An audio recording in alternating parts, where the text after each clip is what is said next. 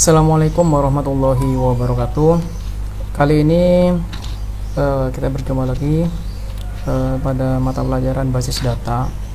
Perkenalkan, nama saya adalah Harkavin Mahawira.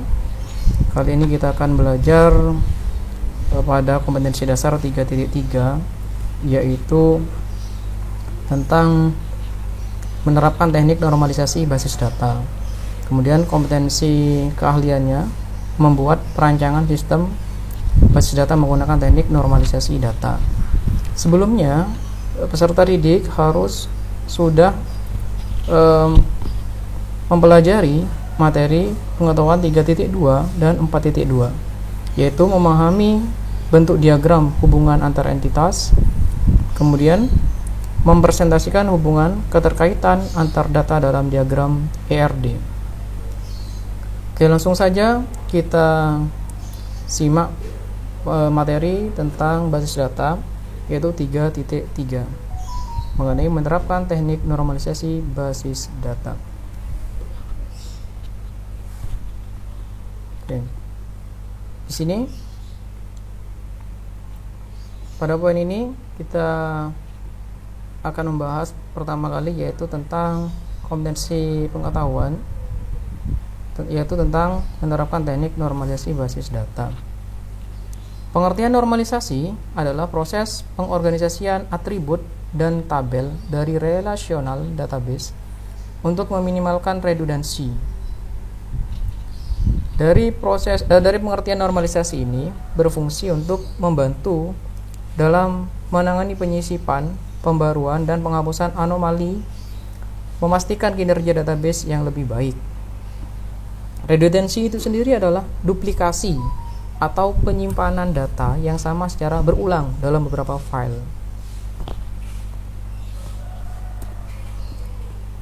Normalisasi pertama pada materi Database Foundation section 3.3 Oracle Database, yaitu menyatakan all attributes must be single valued for each occurrence of the entity. Semua atribut harus be single valued, yaitu mempunyai nilai single atau satu nilai pada setiap kejadian semua entitasnya. Jadi pada setiap entitasnya itu harus mempunyai nilai yang single, jadi tidak multiple, nilainya tidak multiple. Bagaimana maksudnya? Jadi tidak multiple value. Kemudian perhatikan di sini first normal form, yaitu di sini each attribute must have a single value for each occurrence of the entity. Maksudnya adalah di sini terdapat sebetulnya ada satu tabel, yaitu pada tabel klien di sini terdapat primary key atau unique ID, atributnya bernama ID, kemudian ada atribut lagi yang bernama date contacted, kemudian ada yang namanya atribut contact detail. Data contacted atau tanggal dihubungi, tanggal dihubungi, dan kontak detail dan detail kontak atribut mempunyai multiple value, jadi nilai yang banyak. Maksudnya tidak hanya satu ini, tapi ini bisa terdiri dari beberapa kategori lagi. Misalkan ada yang namanya lokasinya di mana. Jadi selain tanggal dihubungi, juga ada yang namanya lokasinya, namanya siapa, kemudian nomor teleponnya berapa. Jadi date contacted ini mempunyai nilai multiple value, nilai yang lebih dari satu. Sebetulnya atributnya bisa lebih dari satu, sehingga pada normalisasi pertama yang mengatakan bahwa setiap atribut harus mempunyai a single value, nilai single atau nilai yang satu for it pada setiap occurrence, kejadian pada entitasnya, pada setiap entitasnya. Sehingga dari tabel klien ini dijadikan dua entitas, yaitu entitas klien tersendiri, kemudian entitas kontak tersendiri. Entitas kontak tersendiri ini mempunyai yang awalnya date contacted, kemudian diberikan multi value, value-nya banyak, dijelasin ada location, ada name, ada phone number. Sehingga di sini ada penjelasan create an additional entity, membuat sebuah tambahan entitas, namanya entitas kontak dengan hubungan one to many. Jadi satu klien mempunyai banyak kontak, relationship to client, seperti itu. Itu pada normalisasi pertama. Jadi harus mempunyai nilai yang tunggal atau nilai yang single. Kemudian normalisasi kedua pada materi DFO section 3.3 Oracle Database mengatakan bahwa an attribute must be dependent on its entity's entire unique ID. Sebuah atribut harus bergantung pada semua unique ID entitasnya. Maksudnya bagaimana? Kita coba lihat penjelasan berikutnya, yaitu misalkan di sini ada dua entitas, yaitu entitas bank, kemudian ada entitas account. Nah, dalam entitas bank ada number, kemudian name, kemudian di account ada number, balance, date opened, dan bank location. Nah, di sini masuk dalam normalisasi yang kedua, yaitu bank location. Lokasi bank ini seharusnya bukan masuk pada entitas account, tapi dia harus masuk dalam entitasnya bank. Nah, di normalisasi yang kedua mengatakan bahwa sebuah atribut harus bergantung pada its entities entire unique ID. Jadi unique ID, semua unique ID entitasnya. Jadi bank location ini merupakan bagian dari entitas bank, sehingga nggak boleh dipisah seperti ini. Sehingga pada normalisasi kedua, atribut bank location ini dipindahkan pada atribut bank. Seperti itu. The bank location attribute is dependent on bank. On bank, not an account, bukan pada account. Therefore, oleh karena itu, this is not in to normal form. Ini bukan pada bentuk normal yang kedua. Move the attribute to the bank entity.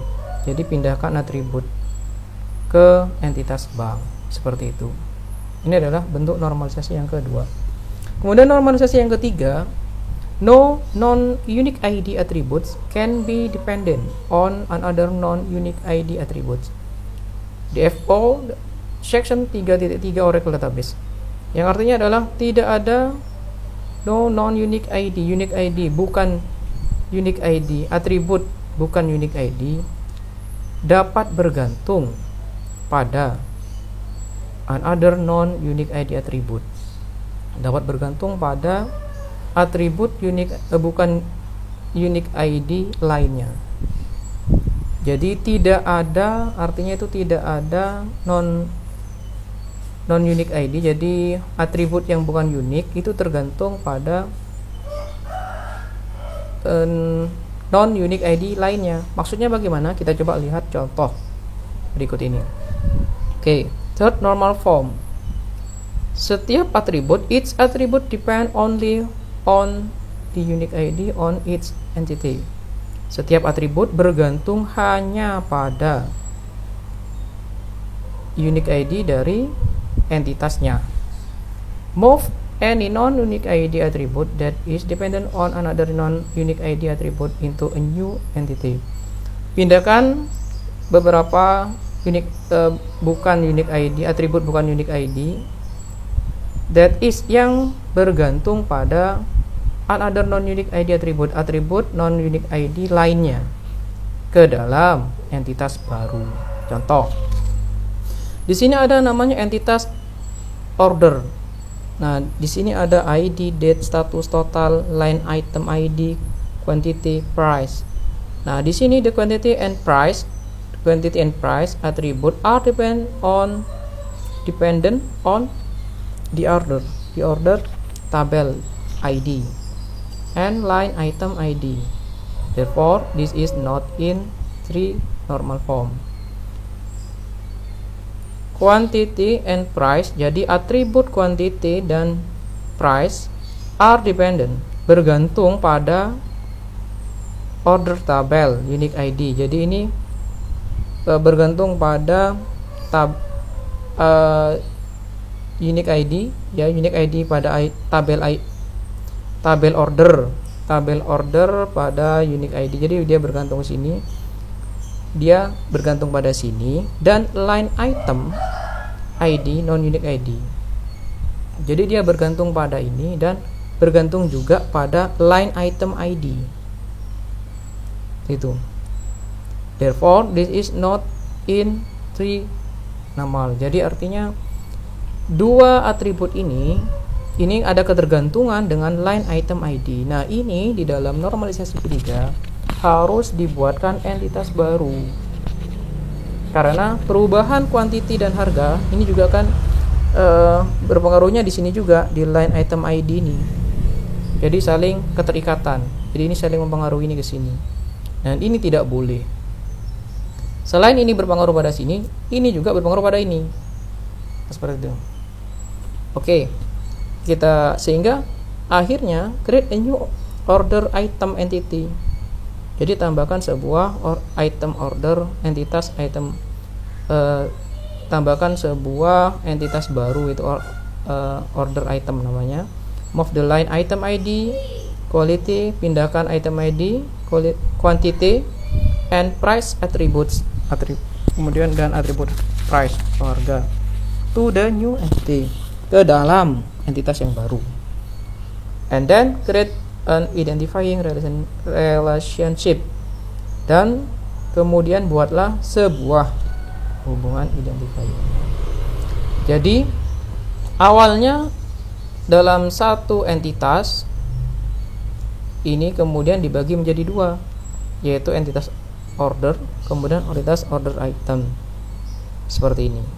Ini masuk dalam third normal form normalisasi yang ketiga. Oke.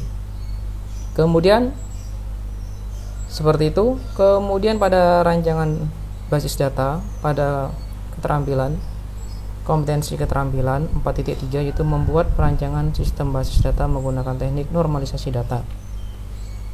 Jadi kita coba review kembali.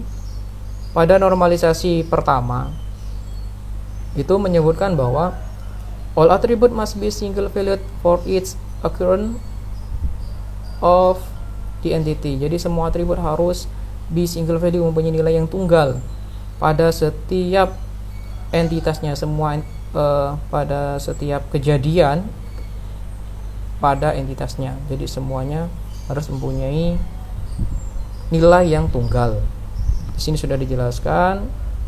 Nah, seperti ini. ID dia bernilai tunggal, kemudian date contacted ini dia bukan single value tapi multiple value. Maksudnya multiple value itu ini masih bisa dipecah lagi. Terdapat beberapa bagian lagi. Sehingga dipecahlah menjadi seperti ini. Ada location, name, phone number, dan lain sebagainya. Jadi ada detailnya lagi. Itu first normal form, bentuk normal yang pertama.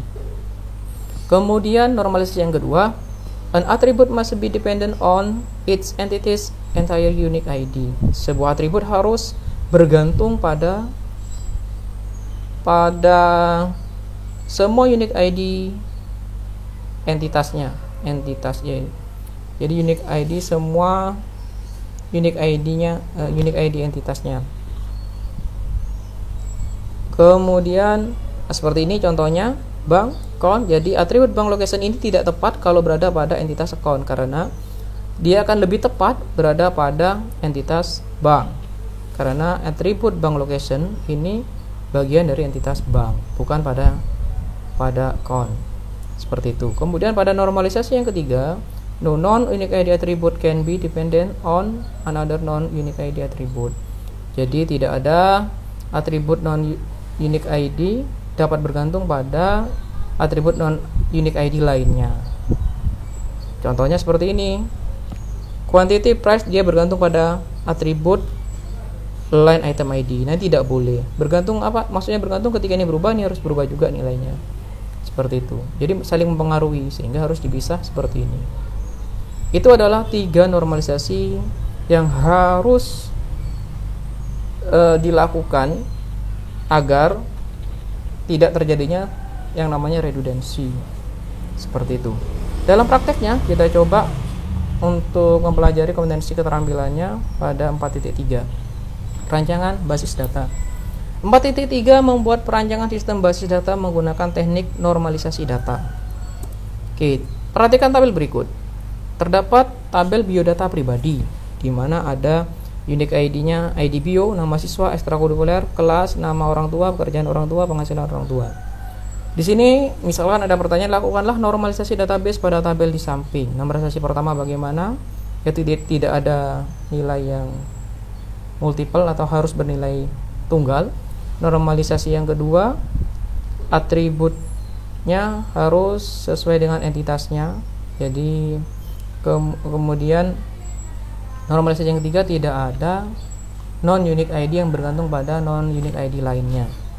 Oke, kalau kita lihat di sini ada beberapa yang harus kita normalkan. Di antaranya adalah ekstrakurikuler, kelas, nama orang tua, pekerjaan orang tua, penghasilan orang tua. Di manakah letak normalisasinya? Kita coba lihat di sini.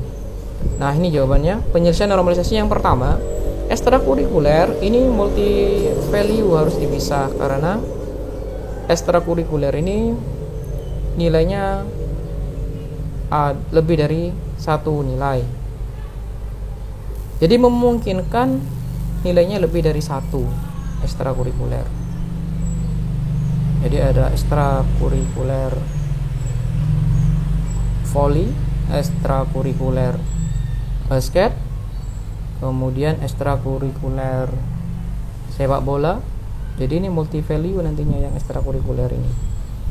Kemudian kelas. Nah, kelas ini ketergantungan dengan entitas kelas. Jadi kelas di sini, atribut kelas di sini tidak sesuai ketika kita masukkan di entitas biodata pribadi. Jadi nantinya ini seharusnya dia masuk ke dalam entitas kelas. Seperti itu. Kemudian normalisasi yang ketiga yaitu non-ID saling tergantung, yaitu nama orang tua, pekerjaan orang tua, penghasilan orang tua. Nah, dua ini ketergantungan dengan nama orang tua, sehingga ini harus dipisah. Jadi nanti jadinya seperti ini. Ada biodata pribadi, ekstrakurikuler, kemudian kelas, kemudian wali murid. Jadi nanti akan menjadi setelah kita melakukan normalisasi menggunakan normalisasi pertama, 2 dan 3 terciptalah 4 tabel.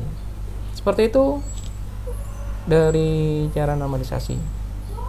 Jadi kesimpulannya adalah proses melakukan normalisasi data adalah suatu proses wajib, hukumnya wajib, agar tidak terjadi redundansi data, sehingga sistem informasi berjalan dengan baik dan mengurangi ketidaksesuaian informasi yang diberikan.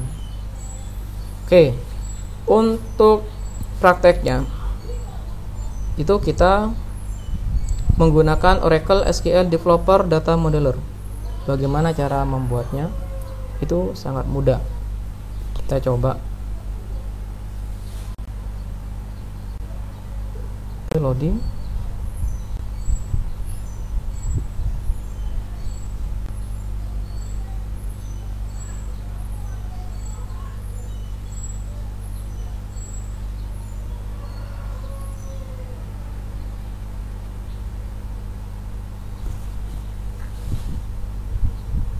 Oke, kita coba. Langkah pertama, kita buka di logical seperti ini. Kemudian kita tambahkan entitas. Misalkan kita ambil sampel untuk mengerjakan ini. Kita ambil satu buah sampel saja, biodata pribadi dan ekstrakurikuler. Biodata pribadi dan entitas biodata pribadi dan ekstrakurikuler. Jadi kita buat entitasnya terlebih dahulu. Ini dengan cara mengklik ini. New entity, kemudian kita letakkan di sini. Kita klik di sini. Oke, kita kasih nama di sini biodata. Namanya tadi pribadi. Biodata pribadi. Kemudian atributnya ada apa saja? Di situ ada atribut ID. Kemudian ada atribut nama siswa. Nama siswa. Oke, ID dia sebagai primary unique ID, sehingga dia otomatis mandatory. Kemudian tipenya apa, kita pilih logical, data tipenya, source-nya misalkan kita buat source-nya itu integer, kita cari integer.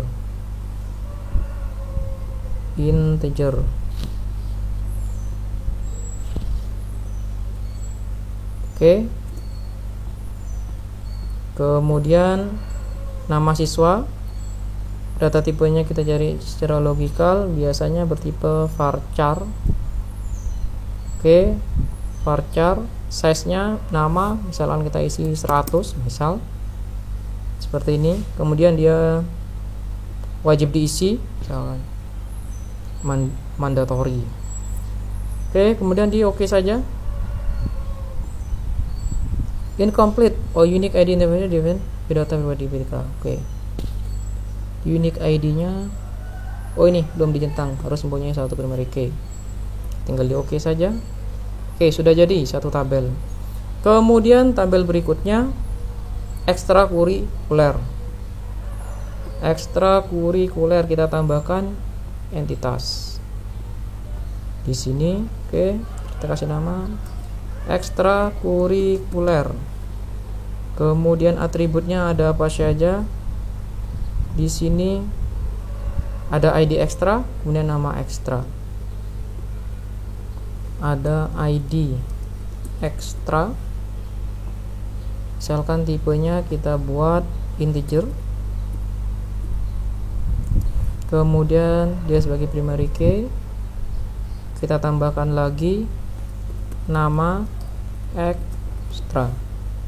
Tipenya logical, kemudian source-nya bertipe varchar.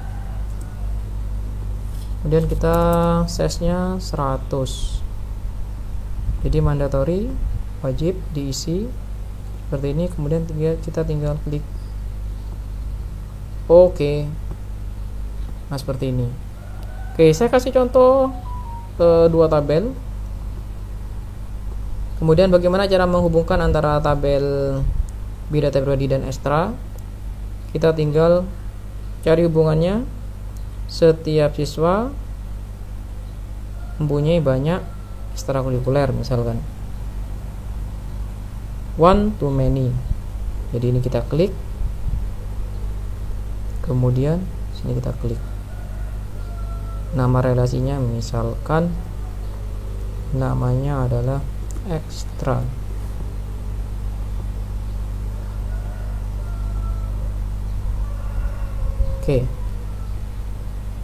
Oke, ini seperti ini jadinya. Oke, dari sini setelah kita membuat relasi, kita bisa memberikan sebuah nama pada relasi, label, yaitu di sini name of source. Misalkan kita kasih nama di sini biota pribadi, yaitu memiliki. Kemudian di sini dimiliki. Kemudian di oke saja, maka di sini. Jadi artinya satu siswa boleh memiliki satu atau lebih ekstrakurikuler. Sebaliknya, satu ekstrakurikuler wajib dimiliki satu atau hanya satu siswa, seperti itu. Kemudian setelah sudah dibuat seperti ini, kita coba konversi ke relasi model relasi dengan cara mengklik sini engineer. Kemudian kita pilih sini engineer. Nah, tampilannya seperti ini. Ini sudah tampilan relational model, model relasional. Seperti ini pembahasan kita pada materi 3.3 dan 4.3. Kesimpulannya, semoga siswa bisa menerapkan, peserta didik bisa menerapkan normalisasi 1, 2, dan 3, kemudian bisa mampu menerapkannya menggunakan aplikasi Oracle SQL Developer Data Modeler. Sekian dulu dari saya, terima kasih dan mohon maaf kurang lebihnya. Wassalamualaikum warahmatullahi wabarakatuh.